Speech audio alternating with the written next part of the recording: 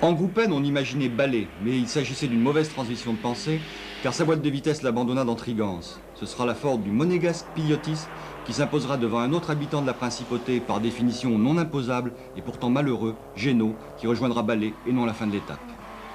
Si vous voulez voir un Espagnol pure race, c'est le moment, il sortira de la route dans la 15e spéciale.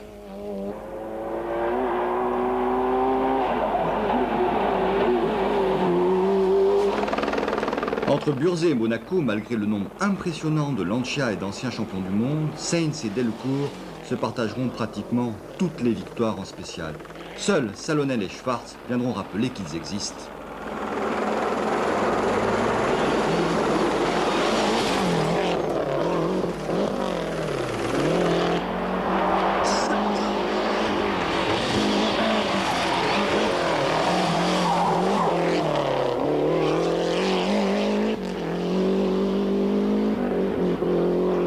Schwartz, Kankkunen, Sabi et Biasion se contenteront de ventiler le classement.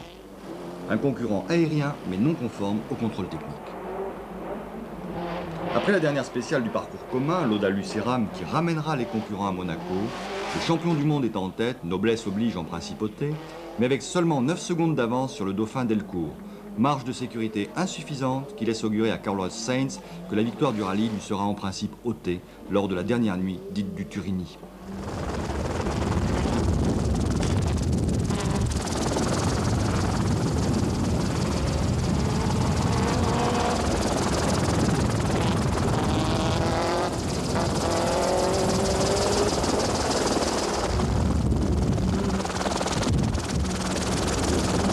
L'explication de ce bruit de ventilateur inquiétant, commun à la voiture de Sainz et de Delcourt, fut rapidement retrouvée en regardant les cieux.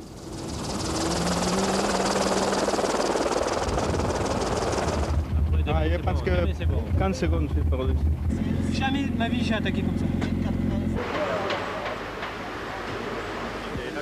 La première monte du Turini sera remportée par Delcourt avec 11 secondes d'avance sur Sainz qui termine 4e.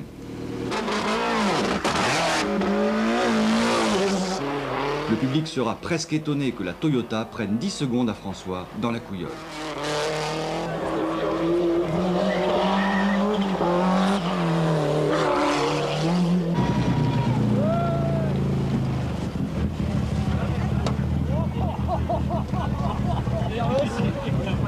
C'est rien, c'est qu'on se bagarre et puis je peux pas forcément être toujours de...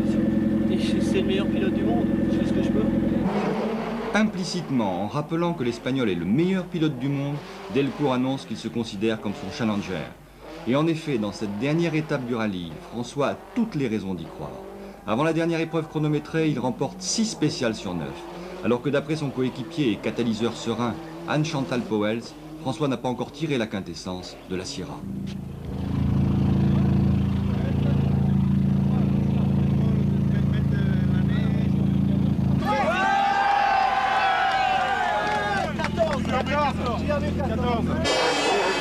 Avant le départ de la dernière spéciale du Turini, Delcourt a 41 secondes d'avance. Autant dire que la victoire est en train de quitter le registre des rêves pour s'inscrire dans celui des palmarès. À moins que le diable et son assistance en aient décidé autrement. Il a fait un tête à queue. Tête à queue?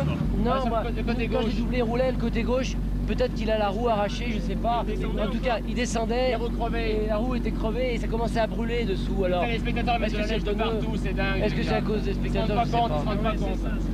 Ah, c'est trop dur, c'est trop dur, c'est trop dur.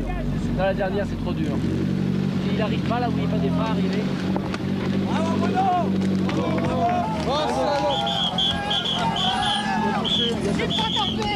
J'ai pas tapé, j'ai perdu une roue. J'ai perdu une roue. J'ai pas tapé. J'ai perdu rien. François, t'as bien roulé.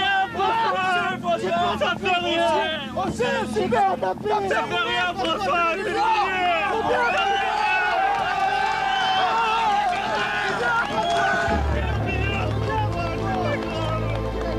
La compétition automobile n'est pas qu'une affaire d'hommes. Elle est surtout à la dimension de l'être humain. Et pour ceux qui veulent écrire correctement l'histoire, il faut un trait d'union entre Anne et François.